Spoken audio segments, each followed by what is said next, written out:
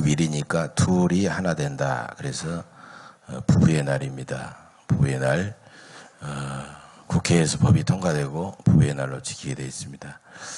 옆에 계신 분들이 부부가 없더라도 우리 교우들끼리도 괜찮습니다. 내외간도 괜찮습니다. 우리가 1년 12달 아니 평생 동안 한 번도 사랑합니다 말 못 해봤는데 오늘 이 시간에만 하십시다. 옆에 분하고 사랑합니다 한번 합시다. 사랑합니다. 사랑합니다.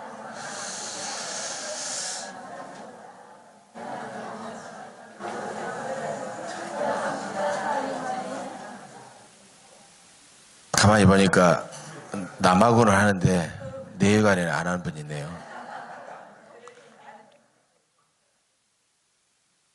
오늘은 부부의 날이기 때문에 가족 간의 여러 가지 관계 개선 또 갈등 이런 것을 해결하는 그런 문제를 놓고 함께 은혜를 나누고자 합니다. 조금 세세하고 자질구레한 이야기가 될지 모르지만 우리가 좀 힌트를 받고 새롭게 나아가는 그런 가정이 됐으면 좋겠습니다. 결혼을 통해서 사람은 가정을 이루지만 결혼은 당사자들만의 문제가 아닙니다. 온 가족과의 새로운 관계를 맺어지는 중요한 일이 결혼이죠. 어떤 목사님이 딸과 이런 약속을 했다고 합니다. 너는 결혼 전에 신랑감을 엄마 아빠께 데려와도 좋다. 그러나 엄마 아빠가 동의할 때만 너는 결혼할 수 있다. 그리고 또 엄마 아빠가 너의 신랑감을 선택할 수 있다. 그러나 네가 동의할 때만 결혼시킬 것이다. 가족이 한 마음으로 결혼에 참여하고 결혼을 함께 합의하는 그런 내용입니다. 말만 하면 안 되니까 아예 딱 계약서처럼 쓰고 그 밑에다가 딸 이름 쓰고 엄마 아빠 이름 쓰고 도장까지 찔렀다라는 그런 이야기 있습니다. 아마 결혼을 하면서 상당히 좀 책임적인 그런 자세를 취하지 않았을까 생각이 되죠. 요즘 젊은이들은 사랑하기만 하면 그래서 뭐가 좀 객관적인 조건이 맞지 않아도 필만 통하면 결혼 부모 반대도 무릅쓰고 결혼하지만 그것은 결코 바람직하지 않습니다. 결혼은 두 사람만의 결합이 아니라 양가의 온 가족들 간의 또 하나의 결합이기 때문이죠.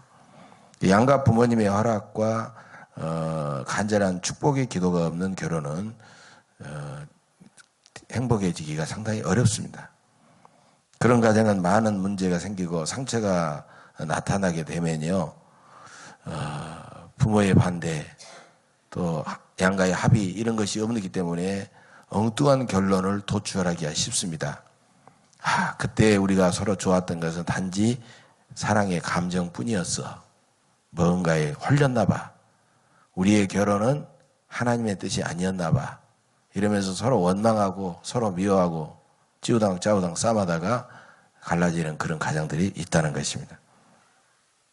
그래서 오히려 양쪽 가정을 모두 잘 아는 사람이 서로 중매했고 오히려 본인들은 몰랐던 그런 옛날의 결혼이 성공할 확률이 훨씬 더 많다는 거죠. 지혜로운 그런 거였습니다. 서양에서는 그렇지 않습니다. 서양에서는 당사자들 빼놓고 부모님이 다른 사람들이 막 중매를 해가지고 만나서 선을 보고 이런 것을 서양 사람들이 이해할 수가 없죠. 서로 사랑하기만 하면 오케이. 그래서 심지어는 전쟁통에 피난 가다가 성당에 들어가서 신부님 앞에서 우리 결혼합니다 그러면 둘이 서로 사랑하냐 물으면 오케이. 그래가지고 거기다가 부부가 된 걸 선언합니다. 이런 식으로 하기도 합니다. 또 부모님도 아무리 조건이 안 맞더라도 서로 사랑한다고 확인하면 부모도 제3자의 입장에서 축복을 하고 허락을 하는 거죠. 그래서 수백 번 수천 번 사랑을 고백하고 결혼했지만 지금 미국 같은 경우만 해도 온전한 부부로 남아있는 가정이 25%밖에 되지 않습니다. 절반 이상이 대부분 이제 이혼을 하고 편모와 편부시라해서 자란 자녀들까지 해서 약 75%의 가정이 처음에 결혼한 그런 가정이 아니라는 거죠. 그건 뭘 의미하느냐? 사랑의 감정만 가지고는 행복한 가정을 이룰 수가 없다라는 겁니다. 사랑의 감정 위에 그 가정의 앞길을 지배하는 중요한 요소들이 있는데 그것은 가문의 전통, 가문의 분위기, 자신의 강력한 의지, 그 다음에 어떤 지식, 부모로부터 배운 어떤 결혼생활, 가정생활의 학습, 그 다음에 가장 중요한 요소가 있다고 하면 그것은 성경의 가르침과 신앙심이라는 거예요. 그게 전반적으로 가정을 전체적으로 지배하고 이끌어가고 있다는 겁니다. 결혼한 수많은 가족관계가 생기죠. 가족관계들 중에는요, 별로 부담 없고 그냥 조금 좀 친밀해지고 너그럽고 사랑스럽고 가까워지는 그런 관계가 있어요. 이를테면 시아버지하고 며느리, 부담 없이 서로 소중한 관계입니다. 그 다음에 형부하고 처제, 아주 좋은 관계예요. 그래서 처제들이 형부 발장 끼고 막 이렇게 같이 다니고 이런 것이 너무 자연스러운 거예요. 그런데 왠지 모르게 좀 긴장하고 경쟁하고 좀 노래가지 않으면 갈등이 생기는 그런 관계가 있어요. 시어머니하고 며느리, 그 다음에 시누이하고 올케. 이런 관계는요, 묘하게 좀 뭔가 좀 이게 이 관계를 가꾸지 않으면 어려운 그런 관계다라는 겁니다. 참 가족 관계에서 가장 어렵고 힘든 관계가 시어머니와의 며느리와의 관계라고 볼 수가 있습니다. 그런데 오늘날에는 이제 시부모님을 모시고 사는 가정이 없고 오히려 지금은 현재 거의 2배 이상 처갓집 식구들과 살아가는 가정, 그런 가정이 훨씬 많이 늘어나고 있다는 거예요. 그러니까 이제 장모님과 사이 간의 장서 갈등이 새로운 사회 문제로 떠오르고 있다는 것입니다. 그러나 전통적으로 시어머니와 며느리 고부 간의 갈등은 참으로 풀기도 어렵고 힘든 그런 가정의 문제라는 것입니다. 자, 시어머니 떠오르면 어떤 것이 떠오릅니까? 뭔가 좀 약간 부정적인 이미지가 떠오르는 경우가 많죠. 시어머니와 관계에 있는 속담들도 대부분 그것을 말해주고 있어요. 며느리 자라서 시어머니 되니 시어머니 티를 더 내더라, 이런 말이 있고요. 그 다음에 때리는 시어머니보다 말리는 시누이가 더 밉다, 이런 속담도 나왔어요. 또 나쁜 시어머니 배지 않은 아이 낳으라 하더라, 이런 속담도 있습니다. 또 서양 격언에도 보면요, 친정 어머니는 요람을 흔드나 시어머니는 가정을 흔들 수 있다, 이런 서양 속담도 있습니다. 동서양이 공이 비슷하다라는 거죠. 이렇게 시어머니에 대해서는 상당히 좀 부정적인 이미지가 좀 주로 많이 있다라는 겁니다. 어떤 믿음이 좋다는 권사님이 미국에 있는 딸의 초청을 받아가지고 딸의 집을 방문했어요. 근데 피곤해서 이렇게 누워있는데요, 덜거덕거리는 소리가 나서 가만히 보니까 딸이 일어난 게 아니라 사위가 일어나더니 부엌에 가서 밥을 하더라는 거예요. 사위는 밥을 다 먹은 다음에 설거지도 지가 하고 또 빨래도 하고 막 청소도 하는 거예요. 딸은 가만히 있더라는 거예요. 사위가 얼마나 고맙던지, 내가 시집 잘 보냈구나, 정말 좋은 사위 만났구나, 그러면서 막 어이 고맙네 하고 막 칭찬을 많이 해줬어요. 며칠 뒤에 아들 집을 방문했어요. 근데 아들도 자기 사위처럼 똑같이 일어나가지고 밥을 하더라는 거예요. 그것뿐만 아니라 청소도 하고 빨래하고 다 하더라는 거예요. 특히 미국에서 사니까 이런 것이 좀 보편화되어 있으니까 이걸 이해해야 되는데, 이 권사님은 은근히 좀 화가 나더라는 거예요. 그래가지고 아들이 출근하니까 며느리를 딱 불러다가 앉혀놓고 이렇게 말했다는 거예요. 야, 난 내 아들 이렇게 안 키웠다? 너 어디서 배워먹은 못된 버릇이냐? 네가 네 남편을 이렇게 함부로 부려먹어? 그러면서 막 꾸짖었다는 거예요. 그러고 나니까 이게 딸 집에서는 반대였는데 아들 집에서 이러니까 자기 모습이 얼마나 못나고 처량하고 참 우습더라는 거예요.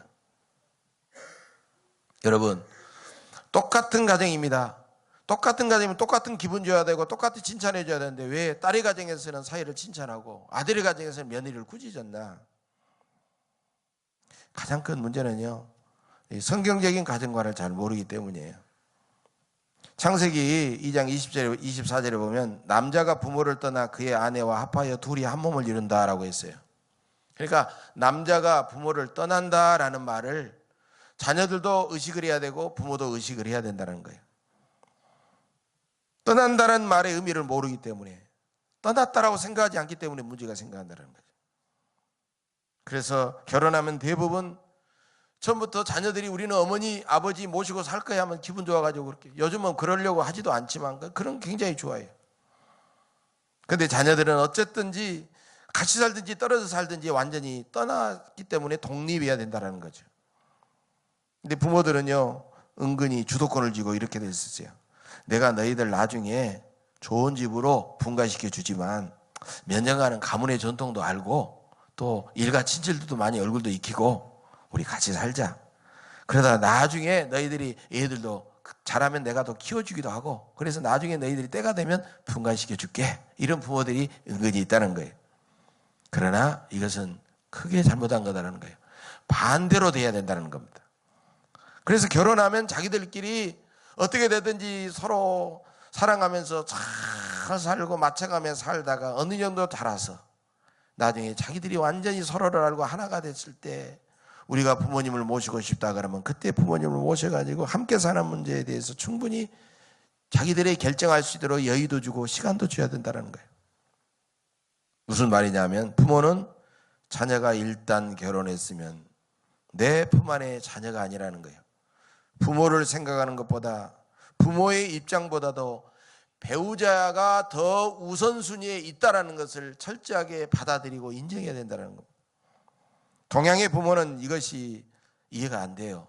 그래서 언제까지나 내 자녀라고 생각을 하고 내가 끝까지 효도를 받으려고 하는 생각이 있기 때문에, 만약에 자기를 조금이라도 좀 멀리하고 소홀히하고 자기 배우자를 위하고 사랑하는 그런 자기 자녀들을 보면은 뼈 빠지게 길러서 결혼시켰더니 지 마누라만 좋아하고 지 남편밖에 모른다고 대단히 섭섭해하고 서러워할 수도 있다는 겁니다.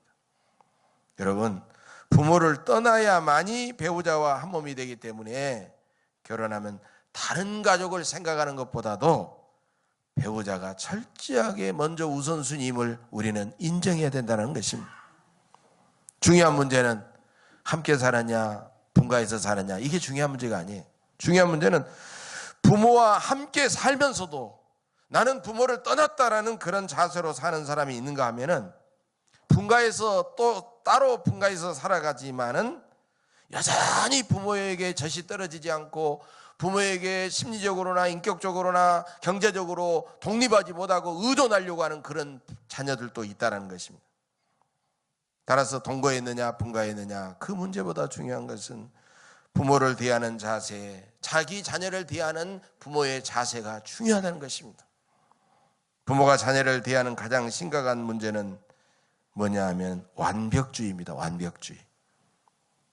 나는 완벽한데, 나는 여기까지 인생을 살면서 그래도 실수도 하지 않고 완벽한데, 내가 키운 저 자녀는 여전히 어리고 부족하고 내가 간섭하고 내가 도와주고 내가 저들을 지배해서 장악해서 키워주지 않으면 안 된다는 거예요. 늘 저수지 뚝에 서 있는 어린아이 같은 마음으로 자녀를 바라보고 있는 완벽주의. 그래서 자녀가 결혼했어도 여전히 저들의 삶에 끼어들어서 간섭하려고 하고 지배하려고 하는 그런 부모들이 많이 있다는 거예요. 부모가 못다 이룬 꿈을 자녀들에게 은근히 강요하는 그런 부모들도 있습니다. 재산이 넉넉한 부모님은 자녀를 과잉으로 보호하면서 자녀를 계속 간섭하고 계속 지배하려고 합니다. 그렇게 지배하는 수단은 바로 재산이고, 나중에는 자녀가 조금 소홀히 하고 그렇게 되면요, 내 말을 안 들으면 나중에 유산 한 푼도 안 준다 하면서 자녀를 은근히 협박하는 그런 부모도 있다는 것입니다. 그렇게 해서라도 비굴하게 유산을 받겠다는 자녀도 문제이지만, 그 유산을 미끼로 자녀를 계속해서 품 안에 두고 간섭하고 지배하려고 하는 그런 부모도 큰 문제라는 것입니다. 자녀는 부모의 소유가 아닙니다. 자녀는 내가 마음대로 좌지우지할 수 있는 대상이 아닙니다. 자녀는 하나님이 나를 통하여 세상에 보내주신 하나님의 일꾼이며 독립적인 인격체라는 것입니다. 이렇게 내가 낳은 자녀들을 내가 간섭하고 지배하려고 하는 버릇이 습관화되다가 내 집에 들어온 며느리까지 간섭하고 며느리까지 지배하려고 하다 보면 문제는 심각해지는 것입니다. 어떤 시부모는요, 며느리를 꼼짝달싹 못하게 하고 네가 어디 가서 누구를 만나고 어떻게 했는가 이런 것까지도 일일이 다 알리고 보고받는 그런 부모도 있다는 거예요. 그래서 여자와 접시는 나돌아다니면 깨진다라는 속담이 생겨나지 않았어요? 그런 것 때문에 그런다는 거예요. 그것은 부모가 더 성숙하고 완전하지만 자녀들은 불완전하다라는 생각 때문에 그렇게 되는 것입니다. 심각한 문제가 있죠. 반대로 너무 무관심해버린 방이명의 그런 부모도 있다는 겁니다. 일단 낳아줬으니까, 지복은 지가 타고 태어났으니까 지가 나중에 다 공부하든지 결혼하든지 지가 다 알아서 하겠지, 이러면서도 너무너무 무관심해버리는 그런 부모도 또 잘못된 태도라는 거예요. 또 너무 유약한 부모도 있습니다. 연로하신 부모는 너무 자녀에게 매사에 의존만 하려고 하는 그런 부모도 있어요. 여러분, 내가 힘이 빠지고 연로할지라고 할지라도 내 마지막 인생을 책임져 주시는 분은 나의 자녀가 아니라 하나님이심을 우리가 믿어야 될 줄로 믿습니다. 자녀에게 너무 많이 의존하다가, 너무 많이 기대하고 의존하다가 내 기대에 채워지지 않으면 상처받고 너무나도 서운해하면서 힘들어하는 그런 부모도 문제라는 것입니다. 또 너무 이기적인 그런 며느리 때문에, 자기 가족만 알고 부모는 전혀 몰라버리는 이기적인 며느리 때문에 문제가 생기는 일도 많다는 거예요. 여러분, 사람이 부모를 떠나 둘이 한 몸을 이룬다라는 말은 부모를 떠나야만이 새로운 한 몸을 이루어서 행복하게 살아갈 수 있기 때문에 말하는 것이지, 이런 성경의 교훈을 핑계로 해서 부모님과의 관계를 단절시키고 부모님을 모른 척하고 부모님을 불효하는 그런 일이 있어서는 안 된다는 것이에요. 여러분, 부모님께 결혼 전에는 온전히 순종하고 결혼 후에는 공경하고 봉양하며 살아야 될 줄로 믿습니다. 효도엔 성경과 전통이 다를 수가 없고 어제와 오늘이 다를 수가 없기 때문입니다. 옛날에 늙으신 부모님을 입이라도 하나 들려고, 늙으신 부모님이 이제 치매에 걸리면 그 부모님이 어느 정도 잡수실 수 있는 걸 준비에다가 산속에다가 버리고 오는 고래장이 유행일 때가 있었습니다. 어떤 아들이 늙으신 아버님을 모시고 저 깊은 산속에 지게를 지고 어린 아들 하나를 손잡고 이제 가다가 아버지를 내려놓고 이렇게 눈물을 흘리면서 이렇게 발이 떠지지 않고 지게까지 버리고 이렇게 오는데, 아빠, 그러면서 저 지게 내가 가지고 갈게, 그러더라는 거예요. 왜 지게를 가지고 가느냐. 아빠도 나중에 늙으면 내가 고래장 할 때 저 지게로 고래장 한다고 그러라는 거예요. 이 아들이 얼마나 충격을 받았는지 다시 가가지고 펑펑 울면서 그 어머님을 모시고 다시, 아버님을 모시고 다시 내려왔다라는 그런 이야기가 있다는 겁니다. 내 자녀들은 내가 부모님께 하는 행동을 그대로 보면서 모방합니다. 효도하든지 불효하든지 그 모든 것을 그대로 자녀들은 본받습니다. 시부모님에 대한 잘못된 선입견을 우리는 버려야 됩니다. 시자만 들어가면 시월드 그래가지고요, 시월드라는 말이 새로운 말 되었어요. 시집을 시월드라고 그래요. 그래가지고 막 온갖 두드러기 알레르기 반응을 일으키는 사람이 많습니다. 시어머니는 나의 영원한 적이다. 시어머니는 내 행복을 빼앗는 경쟁자다. 시어머니는 나의 가정 포도원을 흐는 작은 여우다. 뭐 이런 식으로 해가지고 시어머니에 대해서는 그냥 너무나도 예민하고 그런 가정들이 많다는 거예요. 그런 편견을 우리는 버려야 되는 겁니다. 또한 결혼했으면서도 너무 부모님께만 매사에 의존하는 자녀도 문제라는 겁니다. 부모에 대한 자녀의 과도한 심리적인 의존과 경제적인 의존은 모두 다 잘못된 자세라는 겁니다. 그런 자녀는 건강한 가정을 이룰 수가 없습니다. 부부는 늘 함께 의논하고 함께 울고 웃고 함께 기도하면서 인생에 닥치는 온갖 어려움을 극복해 나갈 수 있어야 됩니다. 부모의 눈치를 보고 부모에게 너무 의존하고 또 심지어는 자기들끼리 내역 안에 있는 일을 부모님께 가서 고자질하는 마마보이, 마마걸도 있다는 거예요. 그런 가정이 어떻게 독립적으로 행복한 가정을 이룰 수가 있겠습니까? 며느리는 시부모일지라도 친부모 이상으로 진심으로 순종하고 섬기고 공경하게 될 때 그 마음이 전해지고 그 얼굴빛을 보면서 진정으로 그 며느리와 자기 자녀를 사랑하는 부모가 된다는 겁니다. 여러분, 사람이 그 부모를 떠난다는 말을 부모와의 완전한 관계 단절로 오해하는 그런 자녀들이 많이 있습니다. 그러나 성경의 교훈은 절대로 그렇지가 않습니다. 자녀는 분가에서도 정기적으로 부모의 날을 정해서 우리 집의 부모의 날은 매월 1일이다. 우리 집의 부모의 날은 매월 15일이다. 어떤 사람은 한 달에 한 번 찾아뵙는 것이 죄송해서 주 1회 또는 주 2회까지도 찾아뵙는 것이 그걸 도리로 삼는 가정도 있습니다. 어떤 가정은 자녀들이 다 분가했을지라도 토요일마다 모여가지고 아버님, 어머님 모시고 함께 찾아뵙고 인사하고 식사하고 또 주일 아침에는 거기서 자고 주일 아침에는 가정 예배를 드리고 함께 온 가족이 교회에 나오는 그런 가정들도 있습니다. 여러분 그런 가정을 보면 얼마나 아름답습니까? 얼마나 하나님께서 기뻐하시고 복을 주시겠습니까? 여러분 시부모님을 이해하려고 우리는 노력해야 됩니다.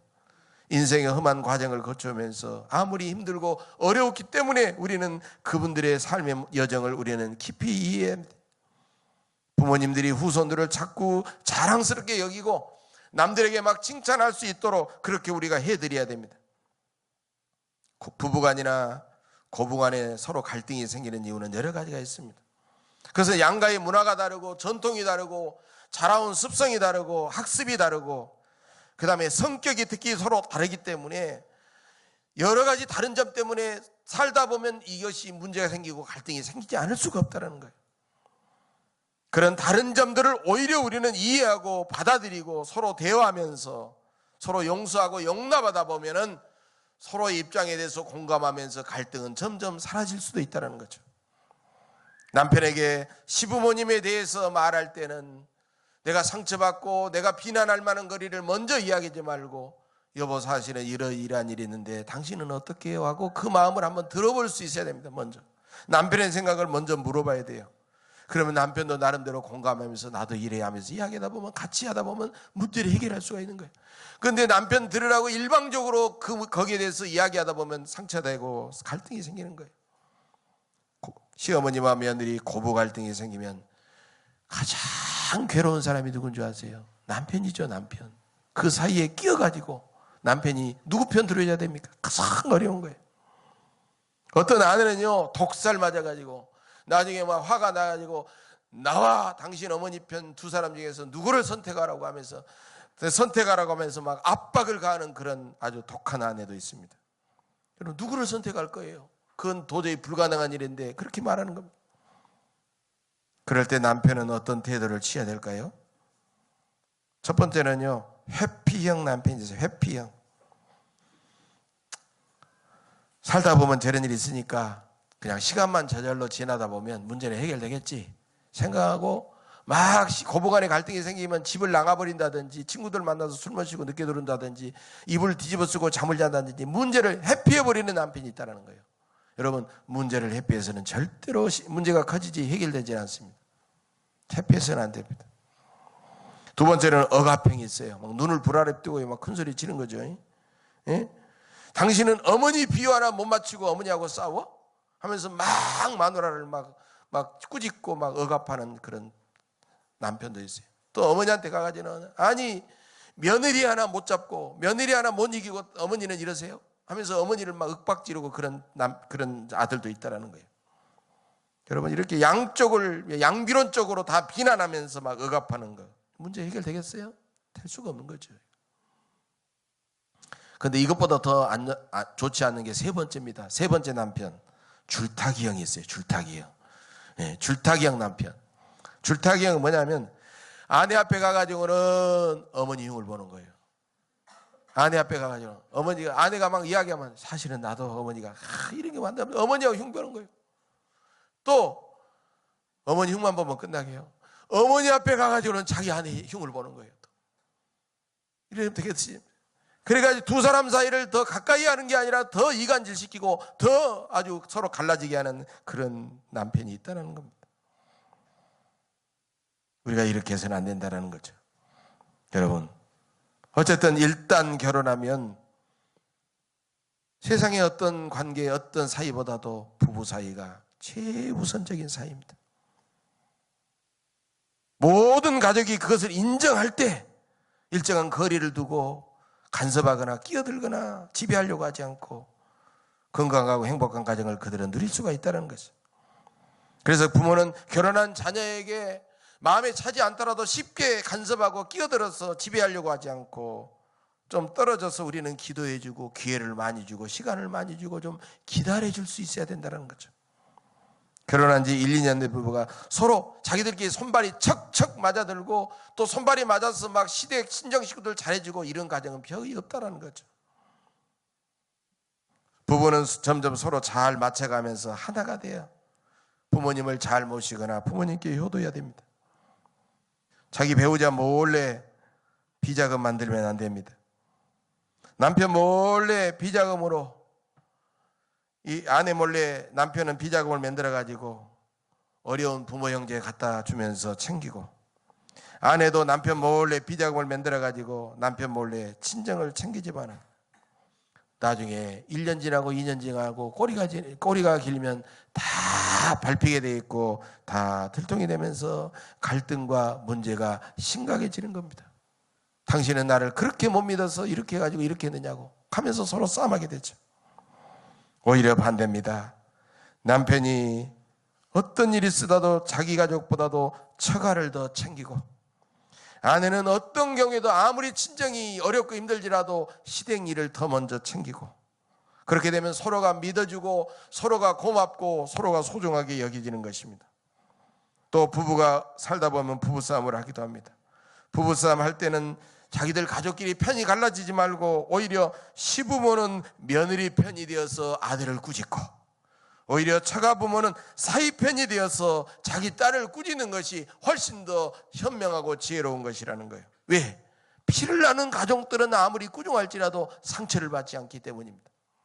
얼마 지나면 다 치유가 되기 때문인 거예요. 만약에 그렇지 않는다고 하면 갈등은 점점 커지면서 문제는 해결이 되지 않는다는 것이죠. 시어머니 되신 여러분, 시아버지 되신 여러분, 앞으로 시부모가 되실 여러분, 아들의 행복이 나의 행복입니다. 딸의 행복이 나의 행복입니다. 우리는 유교적인 어떤 교훈보다도 성경의 이 교훈을 실천하시기를 간절히 바랍니다. 오늘 본문은 룻기서입니다. 이 룻기서에 나오는 나오미와 룻의 이 아름다운 모습은 너무너무 아름답고 거룩하고 감동적입니다. 저는 이 룻기서의 이 부분을 읽을 때마다 언제든지 눈물이 나옵니다. 나오미는 시어머니지만 중요한 일을 결정할 때마다 자기 생각을 먼저 말하지 않고 며느리의 생각을 먼저 들어보고 며느리의 생각을 존중히 여겼어요. 자기를 따라서 불쌍해서 베들레헴까지 오겠다는 두 과부 며느리에게 굳이 나를 따라 베들레헴까지 올 필요가 없다. 너희가 원하는 대로 너희는 새롭게 결혼을 해서 행복하게 여기서 살아도 좋다. 그렇게 양보하고 배려하고 있다는 거예요. 이것은 그 당시 사회 관습에서는 놀라운 그런 선언이요 결단이었습니다. 시어머니 나오미는 며느리 룻을 부를 때마다 한 번도 며느리라고 부른 적도 아니고 내 딸아 내 딸아 하고 불렀습니다. 나오미는 며느리의 행복을 자기의 행복보다도 훨씬 더 소중하게 생각했던 것입니다. 너희가 행복할 수만 있다면, 너희는 여기에 있든지 베들레헴에 있든지 나는 아무런 일을 해도 상관없다. 너희들이 새롭게 살아야 된다. 이렇게 며느리를 지극히 아끼고 사랑하고 배려했던 것입니다.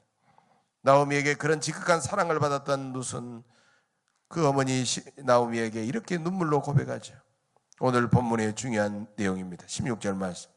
어머니께서 가시는 곳에 나도 가고 어머니께서 머무시는 곳에서 나도 머물겠나이다. 어머니의 백성이 나의 백성이 되고 어머니의 하나님이 나의 하나님이 되시리니 어머니께서 죽으시는 곳에서 나도 죽어 거기 묻힐 것이라. 만일 내가 죽는 일 외에 어머니를 떠나면 여호와께서 내게 벌을 내리시고 더 내리시기를 원하나이다. 여러분, 얼마나 뜨겁고 감동적인 고백입니까? 여러분, 우리가 함께 살아가는 우리 가족의 입술에서 이런 고백이 나오려게 하려면 어떻게 되는 거예요? 우리는 하나님의 놀라운 은혜를 경험하고 그 은혜와 사랑으로 그 가족을 대할 때 이런 고백이 나오게 되는 겁니다. 그래서 우리는 무엇보다도 하나님을 잘 진실하게 섬겨야 될 것입니다. 여러분, 나오미와 룻은 다른 점들이 너무나도 많습니다. 우선 종족이 다르고 신앙이 다르고 조국이 다르고 언어가 다르고 모든 것이 다를 수밖에 없었지만 그들은 여호와 신앙으로 하나가 돼가지고 그들은 어떤 고부간의 갈등이 아니라 오히려 감동의 주인공이 되었던 것입니다. 부부도 얼마나 다른 점들이 많습니까? 너무너무 다른 점들이 많습니다. 다른 점 때문에 갈등의 요인이 되기도 하지만 그러나 하나님 신앙으로 점점 한 몸으로 하나가 되어서 서로를 이해하고 서로를 받아들이며 행복하게 살아가야 됩니다. 그래서 우리는 다른 가족을 위해 끊임없이 이해하고 배려하고 내가 먼저 양보하고 섬기고 희생해야 될 줄로 믿습니다. 우리를 구원하고 행복하게 하려고 십자가 희생을 기꺼이 감당하신 부활하신 예수님께서 여러분의 가정을 은혜와 기쁨과 평강이 충만한 행복한 가정으로 인도해 주시기를 주의 이름으로 간절히 축원합니다. 기도하겠습니다.